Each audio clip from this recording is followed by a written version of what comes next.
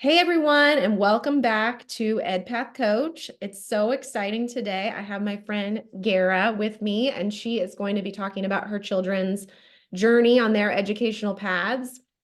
But first, I want to remind everyone to check out my updated website, edpathcoach.com. There is a video there about why hire an education coach. And there's also 12 questions you can download to help you jumpstart the search with your teenager if you're not sure where to start or what to ask them to help them get involved and excited about this process and figuring out what their path is going to be after high school. And Garrett today is going to be talking to us about her two children and their paths and how they started on one and kind of where it took them, and how that's totally normal. And part of what I hope to do with this page is to provide a community for parents to realize that you're not in this alone, that there are other parents who are going through similar things that you are. Your children are not, they're going to figure it out. They're going to find their way. And we're all here to support each other on that path. So Gara she and I used to work together. So we've known each other, I don't know, 8 years. Yeah, seems like that. Ish. Yeah. She's recently been certified as a health and wellness coach. And she'll talk a lot about that a little bit later. And I was the college counselor for her two children, Emily and Jacob, who are just wonderful human beings. Almost, I guess they're adults now. We can call them adults. Yeah. Yes. I try to convert from calling them my kids to my adults. So. Yes. It's hard to believe. Been doing it long. Yeah. So, Gara, do you want to introduce yourself a little bit and your family? Sure. Well, first of all, thank you for having me part of it. This is very exciting. And I was really looking forward to it all day, throughout my day. I am a Purdue grad, and I have an associate's degree in applied science. I worked as a registered vet tech for 29 years. And really, when Cathedral asked for me if I could work there, I kind of hopped over and doing that and became a technology coordinator. And then I became an operations manager, kind of rolled into that with that as well. So of doing that, I think I always missed the medical side of it and miss working. I think there was just a part of me that was missing doing something. So I kind of went into health and life coaching and absolutely love that. And still I'm on a journey to kind of learn more about that.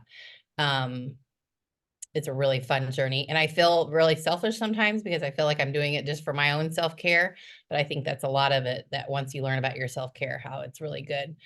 But I'm really working on right now, learning how to slow down and value self-care and to really just feel with my emotions instead of eating through my emotions is what I was really doing beforehand. But it's also helpful for my kids and my family to see that too. So it's been a really fantastic journey that I love going through. I'm married to my husband, which will be 30 years this May. Wow.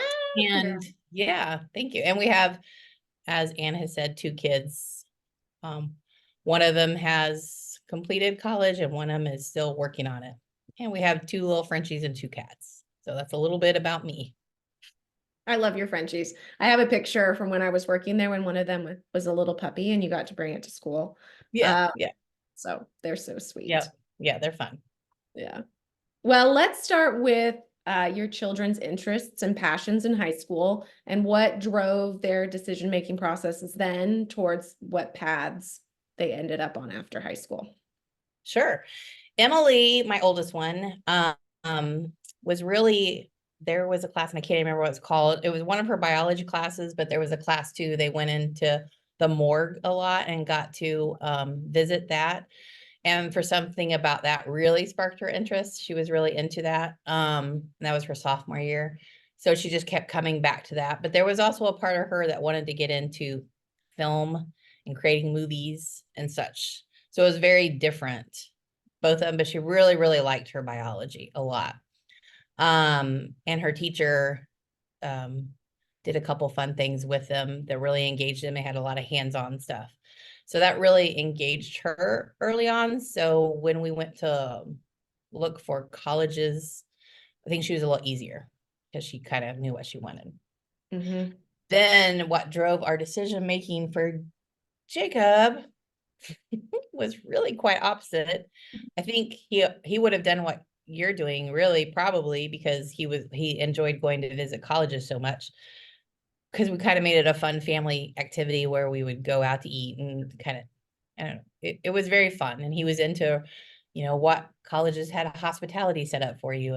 And he was looking at all different things, how nice people were, if you got a thank you card afterwards, all that kind of stuff he was paying attention to.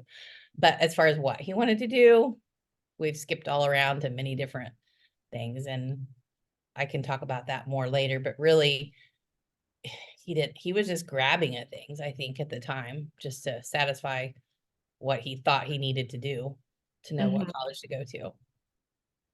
Yeah, So I it was think there's, a little different.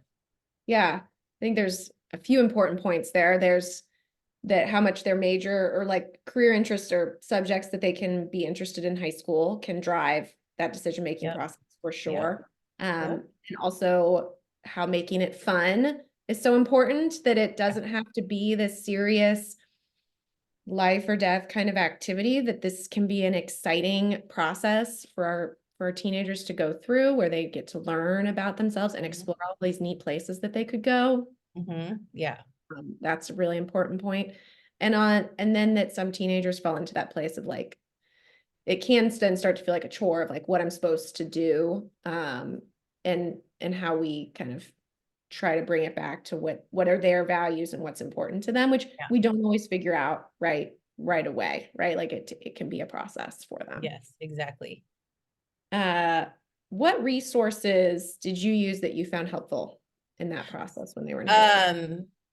Um, a lot of it is when we contacted the colleges, whatever they would hand us, whatever documentation they would give us. So for Emily's, it was so much easier because she really honed in what she wanted.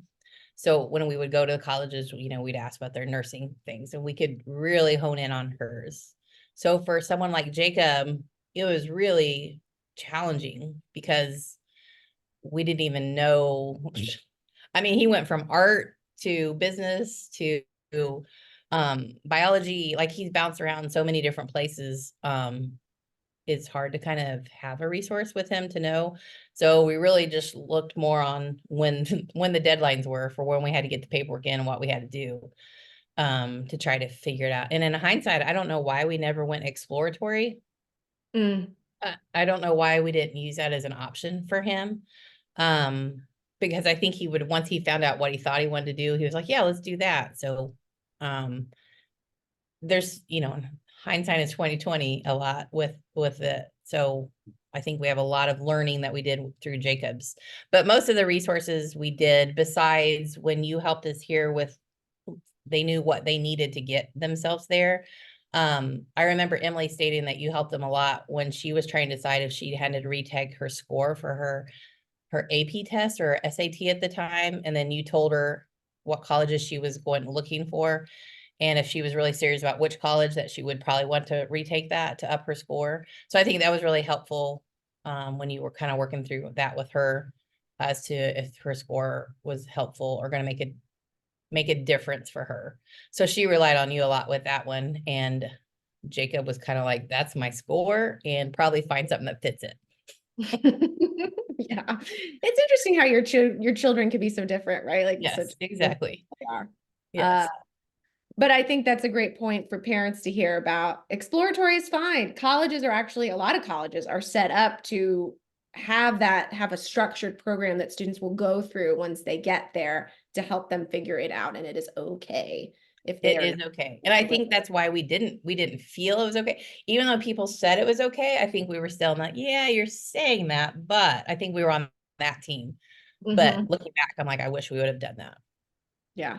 Yeah. Yeah. It can be scary to know you're Right. spending that much money and there isn't a clear direction. Yeah. But sometimes that is Right. where Exactly. students are, and oftentimes they figure it out or they learn a lot of good skills along the way. Yeah. We did with Jacob during that whole thing, which I'll talk about him, I think, a little bit more, but we Mhm. did hire someone to kind of go over a career path in middle of his decision when we had tried a couple things that we paid for in college and we switched some things around.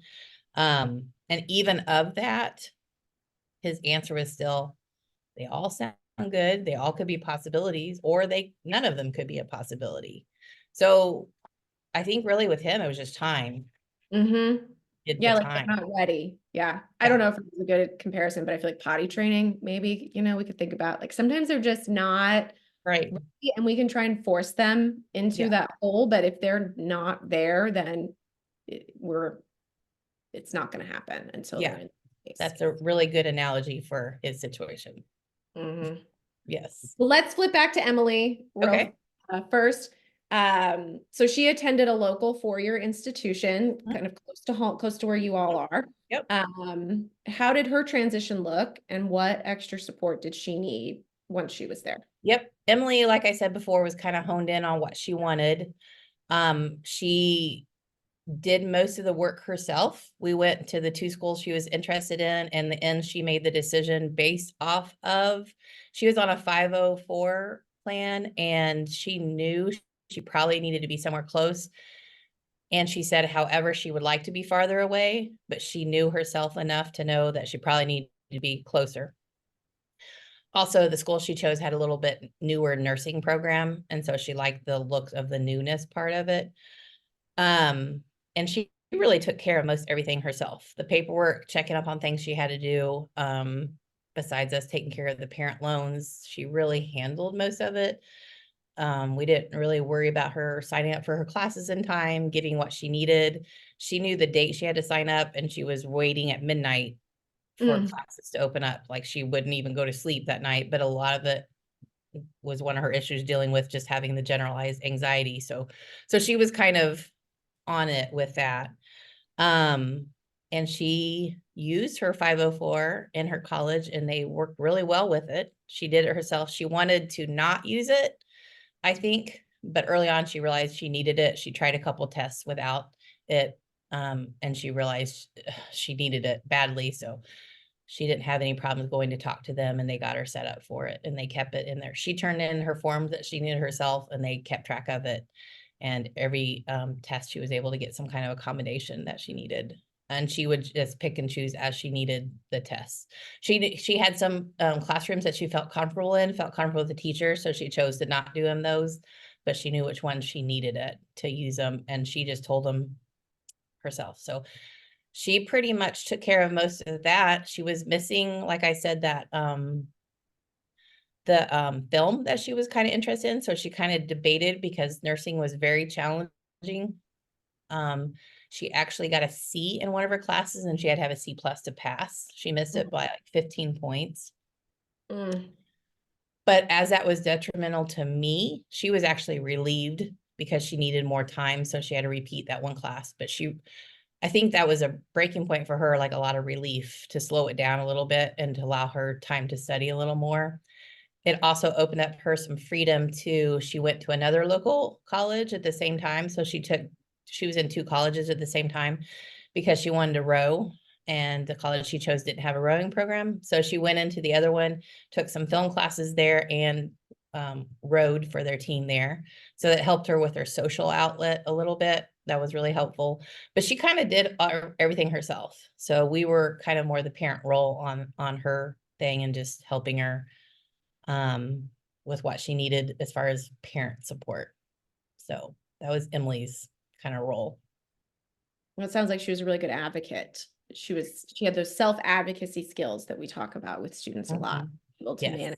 manage Yep. those processes by herself and then Yep. sought out the extra things that she needed to be Yes. successful. And she's grown a lot more since college because then she kind of saw it as a negative thing, where I think Mm, now she's more proud of it and she advocates for it. So she doesn't see it as a negative connotation at all. So she's kind of grown into that. And she took her nursing test and passed it on the first time. So without yay! any accommodation. So she did great. Wow, that's Yeah. wonderful. And she's working as a nurse now. Yes. Yep. She's doing Awesome. great. That's so great. Yeah.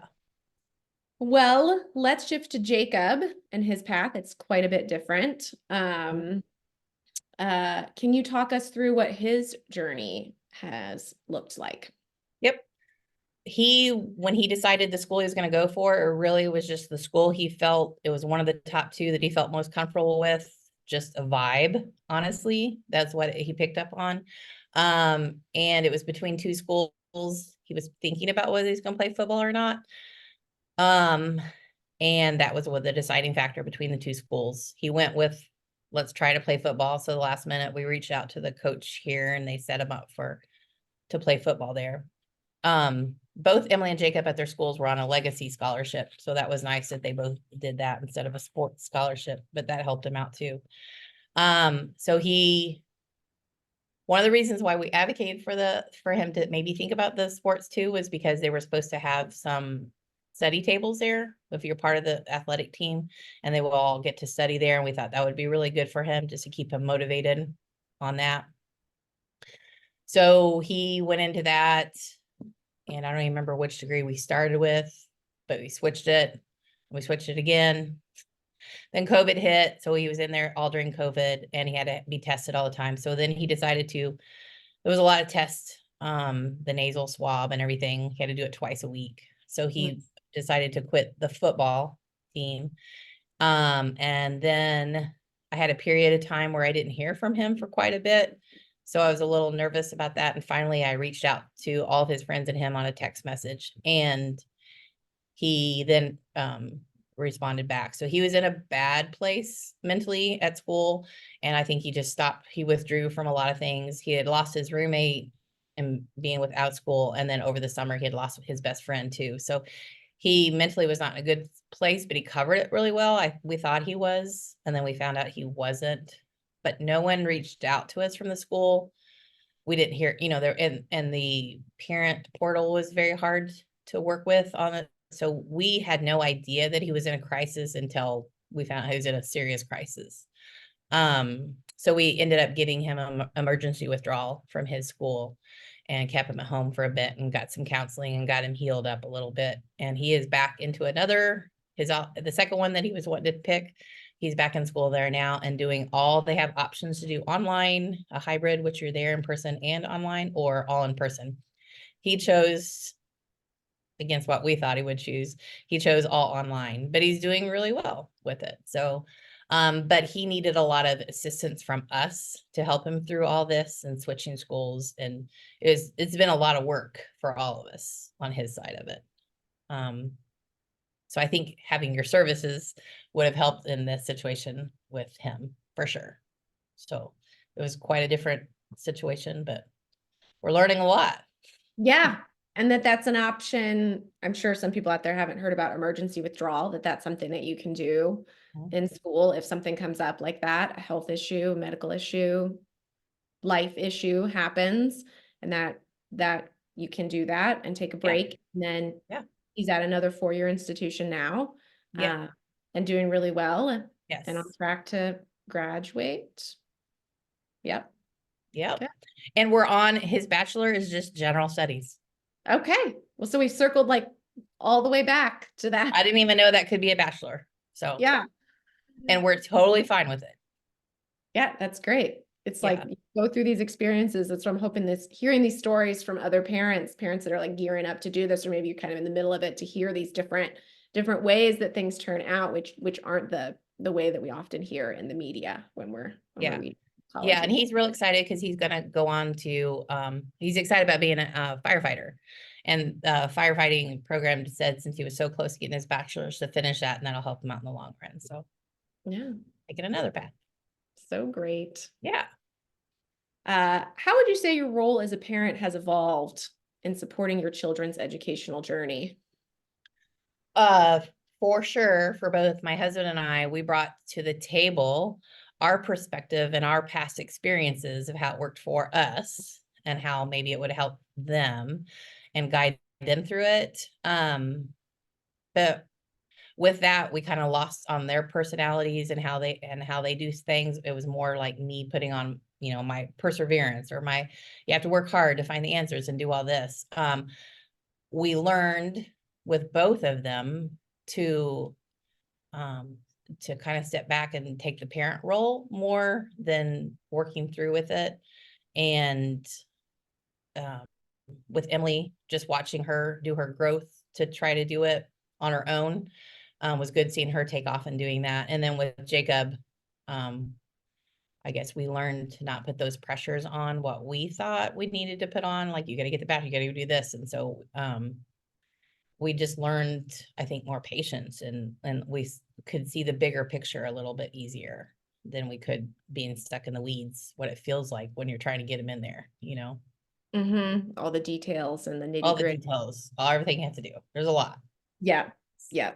And then, yeah. And I think that can be why it's nice to have a third party involved in this Yes, process, because then exactly. you have somebody who can kind of more be in charge of that space. And then you just get Mhm. to sit back and, to your point, like be the parent and have that bigger picture view Yeah, of where you're going and yeah, enjoy the process a little bit yeah, more for it. right, exactly.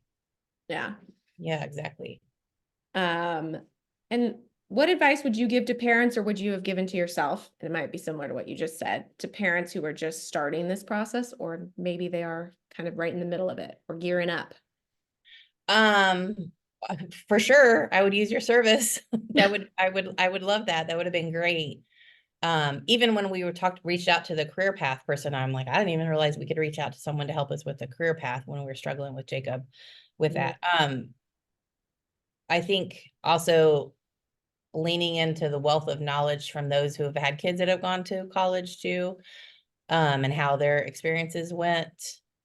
Um, yeah, anyone who has gone through it just to get the pros and cons. I think really a lot of parents, which I don't think we did that with as many parents.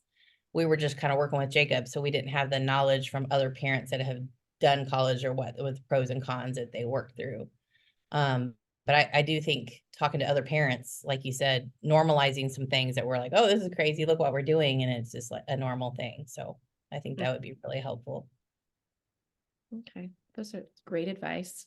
Yeah. Um, and I just to circle back to your health coach, health and wellness coach, what other tips do you have for parents on keeping balance and wellness during this process? As I'm continuing to learn it, like I said before, I think the biggest thing for us, and it's very hard to do, but especially when the kids are a junior and senior, is to comparing their path with other kids and the pressure to like make sure you do this or do that. There's a lot of pressure that you feel as parents. And if we're feeling, I know the kids are feeling it just as much. But I think it's a good thing in life too, just to not worry about comparing yourself with others and working on your what feels right, what would be right for your family, and just putting that other stuff aside. It's like what the kids have to deal with social media. You see so many things like, oh, this should be the right thing, but do you, I guess. I think that's really good. And then also it's a good time to listen to your kids as they approach things differently. And even though it's what you did or what your significant other might have done for their experience, it's not what it's going to be the same for your kids.